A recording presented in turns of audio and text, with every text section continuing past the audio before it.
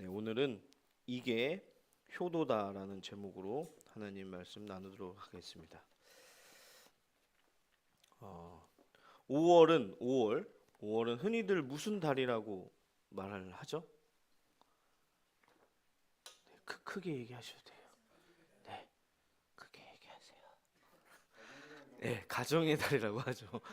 다들 옆에 분들한테 속삭이세요. 가정의 달이래요. 이렇게 속삭이고 계시는데 가정의 달이라고 합니다. 가정의 달.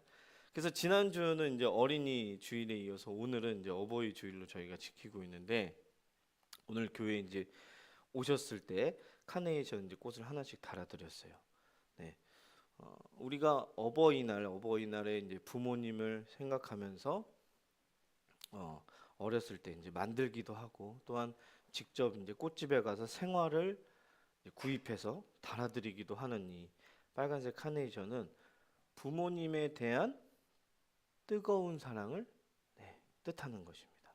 그래서 우리가 매년 5월 8일에 맞이하는 이 어버이날, 또 교회에서는 어버이 주일입니다만 한 해가 지날 때마다 오히려 부모님에 대한 감정은 더욱더 되살아나는 것 같습니다. 그래서 우리가 무슨 이야기를 하다가도 아버지 또 어머니란 말만 들어도 가슴이 뛰고 코끝이 찡해지기도 합니다. 그래서 누군가 말하기를 부모님은 살아계신 것만으로 해도 감사한 일이다 라고 말을 합니다. 네, 그렇습니다. 사람이 마지막 죽을 때에 제일 후회하는 것이 있는데요. 그게 무엇이냐면 출세를 해서 내가 높은 자리에 앉는 것도 아니고요. 내가 돈을 많이 벌어서 호의호식하는 그런 것도 아니고요. 바로 부모님을 한 번 더 찾아뵙지 못하고 또한 자식을 한 번도 안아주지 못한 것이라고 많은 분들이 이야기하시는 것을 듣기도 했습니다.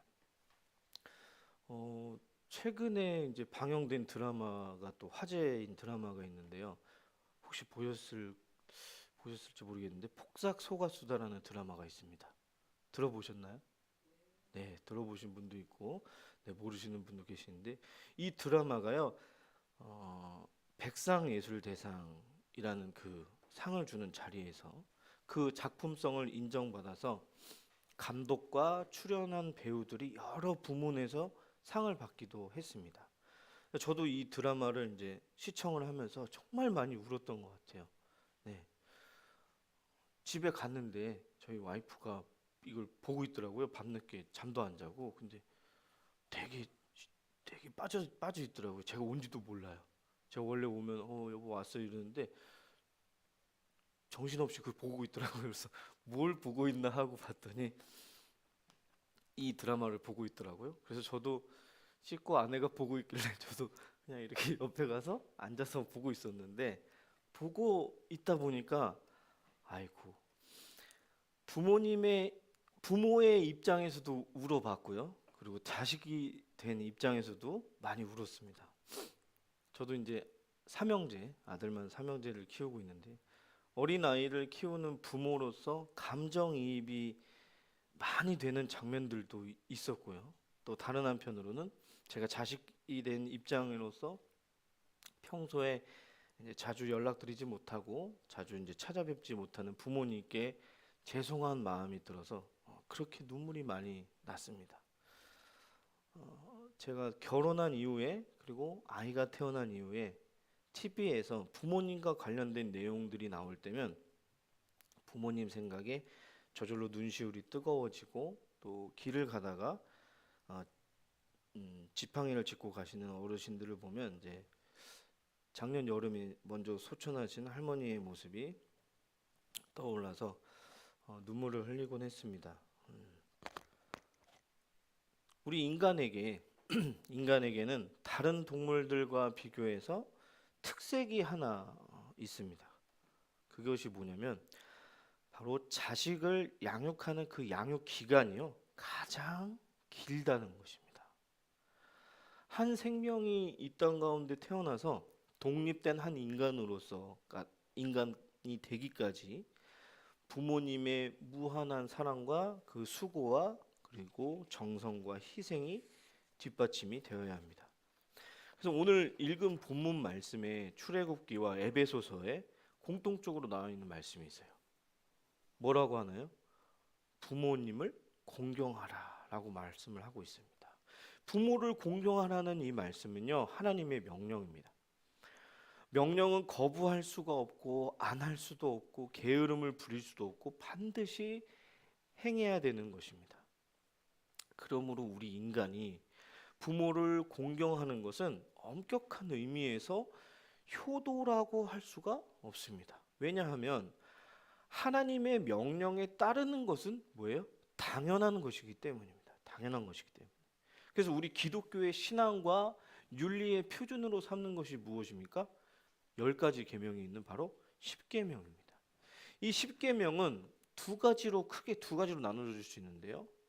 제1계명부터 4계명까지는 하나님과 인간 사이 관계에 대한 계명이에요. 그리고 그 나머지 5계명부터 10계명까지는요. 인간과 인간 사이에 관련된 계명인데, 인간과 인간 사이에 관련된 계명 중에 가장 먼저 나오는 게 제5계명인데 그것이 무엇이냐면 바로 우리가 오늘 본문 말씀을 읽었던 출애굽기 20장 12절 말씀입니다. 너희 부모를 공경하라. 모세가 시내산에서 하나님으로부터 받은 이 10계명은 두 개의 돌판으로 되어 있는데 두 번째 돌판의 제일 첫 번째 되는 계명이 내 부모를 공경하라라고 기록이 되어 있는 거예요. 그러니까 과거 우리나라에 기독교가 처음으로 들어왔을 때 기독교인들은 이렇게 생각을 했어요. 부모님께 제사를 지내지 않는다고 해서 기독교는 뭐다? 불효의 종교다. 불효를 대표하는 종교다. 그런 오해를 받아왔습니다. 저도 이제 어렸을 때부터 집이 기독교 집안이다 보니까 제사를 안 드리고 이제 뭐 추모 예배라든가 추도 예배를 했는데요. 그리고 또 장례식에 가면 기독교식으로 하는 데는 이제 예배를 드리고 이제 헌화를 하고 그렇게 하잖아요. 그런데 옛날 방식대로 하시는 분은 향을 피우고 절을 한단 말이에요. 근데 제가 20대 때는 막 이 뭐라 그럴까요? 기독교에 대한 그 생각이 너무 강해서요. 20대 때는 장례식을 가면 기독교식으로 안 하는 장례식을 가도 절을 안 했어요. 그 자리를 피해버리고 막 그랬어요. 근데 제가 시간이 좀 더 지나고 나서 생각해 보니까 내가 그땐 왜 그랬을까? 네. 이게 막 뭐 그런 기독교식으로 안 하는 자리에 가서 절을 한다고 해서 내가 바로 죽다거나 지옥에 가는 게 아닐 텐데 그때는 그랬던 것 같아요. 네. 우리가 한 가지 분명히 알아야 될 것이 있는데 기독교가요 우리나라로 이제 전파되기 이전에 우리나라는 뭐예요? 유교와 불교의 사상을 수백 년 동안 받아왔습니다. 그래서 유교 사상의 그 제사 의식이 부모에게 효도하는 바로 제일 가는 방법이라고 생각들을 다 했습니다. 그래서 부모님이 살아계실 때는 코빼기도 보이지 않았던 불효막심한 자식들도 어떻게 해요? 그 부모가 죽은 뒤에 상다리가 휘어져라 제사상을 차리면 효도하는 것으로 여겨져 왔습니다. 이게 완전 모순이죠. 이런 모순이 어디 있습니까?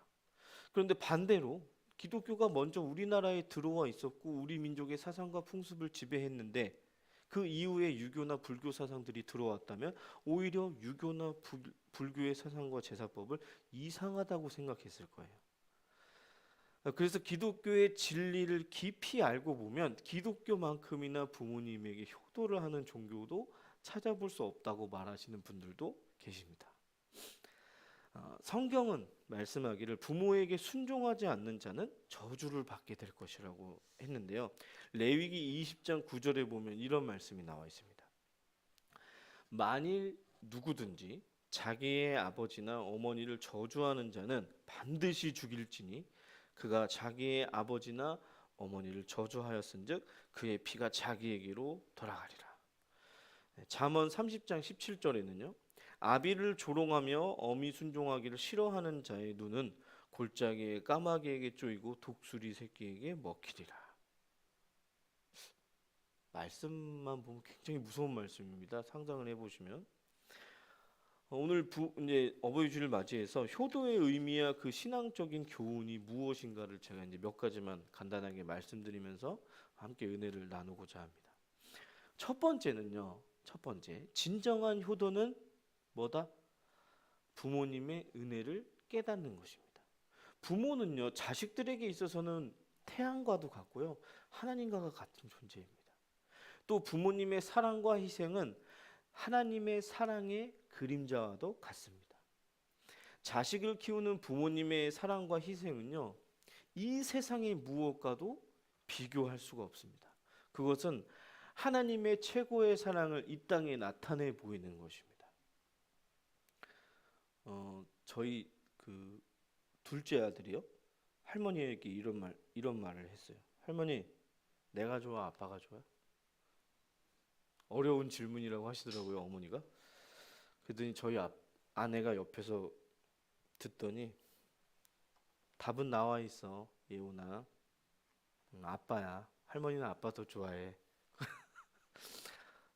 제가 볼 때는 저희 어머니가 이제는 아들들을 더 많이 좋아하시는 것 같거든요, 손주들을. 근데 아직도 저를 좋아하시는 것 같다고 저희 아내는 얘기를 하더라고요. 네. 인류의 역사상 위대하게 성공한 사람들이 이제 많이 있는데 그 몇몇 사람들을 보면 그 배후에는 어머니의 고귀한 희생과 사랑이 있는 것을 우리는 알 수가 있습니다.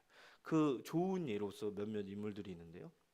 미국의 16대 대통령 아브라함 링컨의 어머니, 그리고 성 어거스틴의 어머니, 그리고 요한 웨슬리 목사님의 어머니, 이런 분들이 계십니다. 이분들 이외에도 많은 분들이 계시지만 이분들은 오로지 자식을 키우는 데에 전심전력을 다했고 무엇을 기초로 두었느냐? 바로 하나님의 말씀을 기초로 두면서 키웠다는 거예요. 오늘 우리가 함께 읽은 본문 말씀 에베소서 6장 4절 말씀에 보니까 이런 말씀이 나와 있습니다. 또 아비들아, 너희 자녀를 노엽게 하지 말고 오직 주의 교훈과 훈계로 양육하라.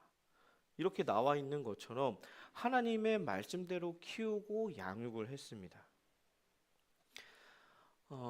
옛날에는요, 지금처럼 교육 제도가 발달되지도 않았고 뭐 가회를 한다든지 학원을 다닌다든지 이런 게 없었습니다. 오직 하나님의 말씀으로 교육을 했습니다.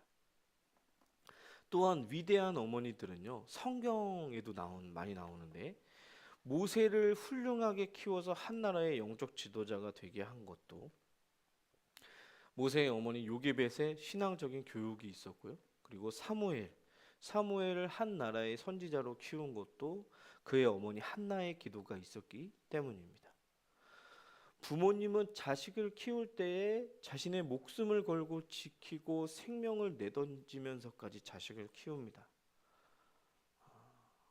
우리들은 종종 안타까운 소식을 뉴스를 통해 듣곤 하는데요. 집에 화재가 났습니다. 화재가 났는데 집안에서 자고 있는 자식을 구하려고 불 속에 뛰어 들어갔다가 자식은 구하고 어머니는 희생이 되었다는 이야기도 심심치 않게 듣게 됩니다. 또한 자식을 구하려다 화상을 입어서 평생을 흉한 얼굴로 살아가는 부모들도 있습니다. 이와 같은 모성애는 비단 사람뿐만이 아니라 동물들도 위험이 다가올 때 새끼를 지키려고 하는 모습을 우리는 많이 볼 수가 있습니다. 펠리컨이라는 새가 있는데요. 펠리컨이라는 새는요, 이 주둥이 밑에 커다란 주머니가 달려 있는데 새끼들을 위해서 물고기를 많이 잡아서 주머니에 넣고 그리고 나서 새끼들한테 갑니다. 넣어가지고 가서 그 이제 먹이를 먹이기도 하는데, 그런데 물고기를 많이 잡지 못했을 때는요, 이런 행동을 한다고 해요. 자신의 창자를 새끼들에게 먹여주고 그 자리에서 어미는 죽는다고 합니다. 또한 아프리카에 사는 유인원 중에 오랑우탄이 있는데 오랑우탄은요, 새끼가 죽으면요 몇 날 며칠을 가지고 그 죽은 새끼를 가지고 다니면서 잘 때는 죽은 새끼를 품에 안고 잠을 잔다고 합니다. 그러다가 죽은 새끼가 썩어서 더 이상 어찌할 수 없을 때에 비로소 그냥 버리는 게 아니고요. 아무도 모르는 곳에 묻어준다고 합니다. 저도 저희 큰아들이 조금 어렸을 때인데요. 3살 때였나? 제가 이제 3층에 살았는데 3층에서 내려올 여름에 이 신발이 샌들이었는데요. 샌들을 신고 내려오다가 제가 미끄러진 거예요. 계단에서. 계단 한쪽으로는 계단 그 봉을 잡고 있었고 한쪽으로는 아기를 안고 내려가는데 제가 미끄러지면서 아기를 놓칠 것 같은 거예요. 제 손에서 벗어날 것 같은 거예요. 제가 어떻게 할게요? 계단 봉을 잡고 있던 제 손을 놨습니다.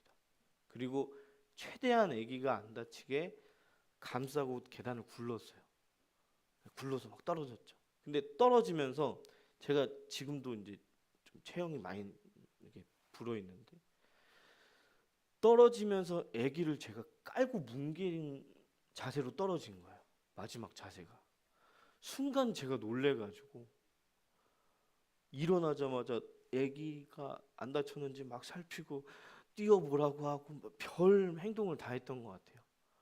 너무 놀란 나머지 마침 그때 저희 어머니가 집에 와 계셨고 아내도 있었는데 이제 아내랑 어머니를 불러서 막 부랴부랴 이제 차를 타고 병원을 갔습니다. 병원을 가서 이제 막 검사를 하고 그제서 이제 긴장이 풀려서 이제 그 밖에 대기실에서 의자에 앉아 있는데 웬걸요? 제 다리랑 팔이 피가 나고 멍이 들어 있더라고요. 전혀 몰랐습니다. 다친지를 몰랐어요.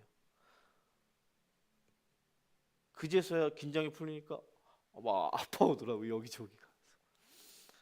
그랬던 기억이 있는데 요즘은요. 요즘 사람들은 어떻습니까? 요즘 사람들은요. 이런 사람들도 있습니다. 자식을 쉽게 포기해 버립니다. 자신들의 생각대로 자식을 쉽게 죽이기도 하고 버리기도 합니다. 이게요. 동물만도 못한 짓이에요. 동물도요. 제 새끼는 포기하지 않습니다. 요즘 세상은요. 부모가 자식을 쉽게 포기하고 버리기도 하는 세상이 되었고요. 또한 자식들도 어머니의 사랑과 아버지의 은혜를 깨닫지 못하고 있습니다. 그 안타까운 소식들이 많이 들려오잖아요.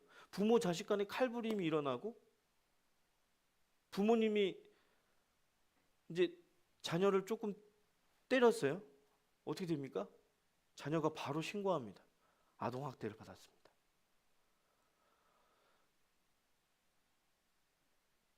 뭐 자랑은 아니지만 저도 어렸을 때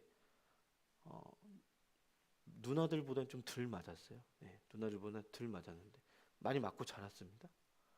그렇다고 해서 엄마 아빠를 경찰에 신고하는 그런 시대는 아니었습니다. 요새는 그런다는 거예요. 참, 좀 아이러니한 시대가 돼버렸어요. 요즘 자라나는 아이들 중에서는요, 자신들의 부모님을 생각할 때 용돈이나 많이 주는 기계로 생각하는 아이들도 있다고 합니다. 굉장히 충격적이죠. 이제부터는요, 여러분들의 사랑스러운 자녀나 손주들에게 이 부모님의 은혜를 깨닫게 하셔야 됩니다. 사람에게 있어서 짐승들과 다른 것이 무엇이 있나요? 사람에게 있어서 바로 사람에게는 깨닫는 지각이 있다라는 것입니다. 그래서 우리는 이 어버이 주일을 맞이하여 먼저 부모님의 은혜를 깨달아야 됩니다. 시편 49편 20절에 이런 말씀입니다. 종기 하나 깨닫지 못하는 사람은 멸망하는 짐승과 같도다. 부모님의 가함이 없는 그 은혜를 깨닫지 못한다면 그것이 뭐 어찌 사람이라고 할 수 있겠습니까? 우리는 이 어버이 주를 맞이해서 부모님의 그 희생과 고통을 깨달아야 할 것입니다. 깨달은 그 다음에는요, 잘할 수 있습니다. 문제는요, 깨닫지 못한다는 것이 문제라는 거예요. 네. 두 번째는요, 진정한 효도는 뭐다? 부모님께 감사하는 마음입니다. 여러 해 전에 어버이날을 맞이해서 이제 정부로부터 국민 훈장, 이 목련장이라는 훈장을 받으신 분이 있는데요. 이분의 수상 내용을 보면 딱 봐도 상을 받을 만하다고 누구나 인정할 수밖에 없었습니다. 이분은요, 여자분이신데 19살에 시집을 오셔서 건강이 좋지 않은 시어머니를 36년 동안이나 지극히 극진히 모셨습니다. 그리고 시어머니가 81세가 되던 해에 치매까지 오셨어요. 그래서 치매로 인해서 사람들도 몰라보는 그런 지경이었고, 그래서 그녀는요, 이분은 싫은 내색 하나 없이 시어머니의 대소변을 다 받아내면서 오랜 기간 봉양을 했습니다. 이뿐만이 아니에요. 시어머니가 치매가 되기 6년 전에 이미 시아버지가 돌아가셨는데요. 시아버지도 역시 돌아가시기 전에 6년 동안이나 치매를 앓으셨다고요. 근데 시아버지가 치매를 앓으셨고 그 뒤에 또 시어머니가 치매를 앓으신 거예요. 또 이분의 남편이 있는데 남편은요, 월남전에 참전하셨다가 병을 얻어서 농사도 짓지 못하고 이 자신의 땅에 그 많은 땅에 농사를 혼자서 지으시면서 그리고 이혼한 큰아들의 자녀들까지 맡아 키우고 있으셨다고 합니다. 예, 이런 힘들고 바쁜 중에서도 이웃에 사는 독거노인의 빨래며 청소 등의 수발을 들어주고 매년 어버이날에는요, 동네 어른들에게 경로잔치도 베풀고 불우한 이웃을 잘 보살피는 그런 분이셨다고 해요. 그래서 그분의 효행이 알려지면서 정부로부터 훈장을 받게 되었다고 합니다. 우리 이호교회 성도님들 중에서도 이분만큼이나 훌륭한 분들이 있으실 겁니다. 누가 알아주든지 안 알아주든지 자식이 부모에게 효도하는 것은요, 하나님이 우리들에게 주신 명령임을 깨달아서 우리는 최선을 다해야 할 것입니다. 여기 계신 분들도 잘 아시다시피 사람이 이 세상에 처음 태어날 때는요, 도덕적인 관념도 선악의 표준도 모릅니다. 그런데 그 아이의 양심이 자라나고 선악을 분별하게 되는 것은요, 부모님의 가르침에서 생기는 것입니다. 그래서 부모야말로 사람에게 있어서 인생 최초의 선생님이란 말이 있습니다. 부모님은 자식들에게 정신적으로, 도덕적으로, 육체적으로 바른 생각을 가지고 인생을 바르게 살아가도록 가르쳐 주시고 온갖 희생을 다하시는 분들입니다. 그래서 우리는 부모님의 은혜에 감사해야 하는 것입니다. 냉수 한 그릇을 떠주는 사람에게도 감사의 인사를 하는데 일생 동안 피땀 흘려 희생하는 부모님께 감사할 줄 모른다면 그게 어찌 사람이라고 할 수 있겠습니까? 세 번째는요, 진정한 효도는 부모님께 절대적으로 순종하는 것입니다. 오늘 말씀에 나와 있죠. 자녀들아, 주 안에서 너희 부모에게 순종하라. 이것이 옳으니라. 내 아버지와 어머니를 공경하라. 이것은 약속이 있는 첫 계명이니 이로써 내가 잘되고 땅에서 장수하리라 말씀하셨습니다. 바로 부모님께 순종하는 것이 효도라고 얘기하고 있는 거예요. 이스라엘 그 나라의 유대 민족이 수세기 동안 나라와 그 자신들의 영토를 잃어버리고 온 세계를 방황하는 민족이었지만 그들이 세계에서 가장 우수한 민족이 될 수 있었던 것은 바로 그들의 엄격한 가정교육이 있었기 때문입니다. 그들은 어디를 가든지 그들의 그 가장이 곧 민족이요 국가라고 생각을 했습니다. 유대 민족에게 있어서 부모에게 대한 절대적인 그 순종의 정신이 유대 민족을 그토록 위대한 민족으로 만든 것입니다. 그래서 구약 성경 말씀에는 부모님을 노엽게 하거나 부모님의 마음을 아프게 하거나 부모님을 업신여기는 자는요, 돌로 쳐 죽이라고까지 말씀이 나와 있습니다. 출애굽기 21장 15절과 17절에는요. 자기의 아버지나 어머니를 치는 자는 반드시 죽일지니라. 자기의 아버지나 어머니를 저주하는 자는 반드시 죽일지니라. 신명기 27장 16절에는요. 그의 부모를 경홀히 여기는 자는 저주를 받을 것이라 할 것이요 모든 백성은 아멘 할지니라. 정말 얼마나 엄격한 법입니까? 이것이 바로 유대 민족이 세계에서 가장 위대한 민족이 될 수 있었던 원리입니다. 부모님께 효도하지 못하는 사람은 사회에서도 상관에게 순종할 줄 모르고 항상 문제만 일으키는 사람이 되고 결국에는요 자기만 아는 그런 이기주의자가 되어서 사회에서도 적응하지 못하고 낙오되는 인생을 살 수밖에 없는 것입니다. 덴마크에 있는 이제 키엘 케콜이라는 철학자가 있는데요. 이 철학자는 믿기가 어려운 것은 이해하기가 어렵기 때문이 아니라 순종하기가 어렵기 때문이다라고 말을 했습니다. 오늘을 살아가는 이 현대인들의 생활 자세를 잘 표현한 말입니다. 부모님의 뜻에 순종하는 것이 바로 효도의 지름길인 것을 깨달아서 실천하고 행하는 성도들이 되시기를 바랍니다. 우리를 낳아서 길러주시는 부모님께 효도하는 것은요 곧 하나님의 뜻을 이루는 것과 같습니다. 그렇기 때문에 부모님께 효도하는 것은 축복받는 원리가 되는 것이고요.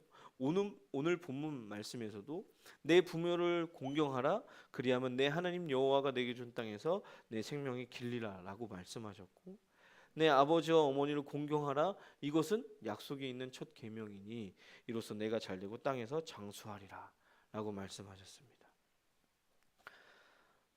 20세기 대표적인 이제 신학자 칼 바르트는요 그의 교의학에서 말하기를 부모는 하나님의 대표자요 하나님의 유일한 대리자라고까지 표현을 했습니다.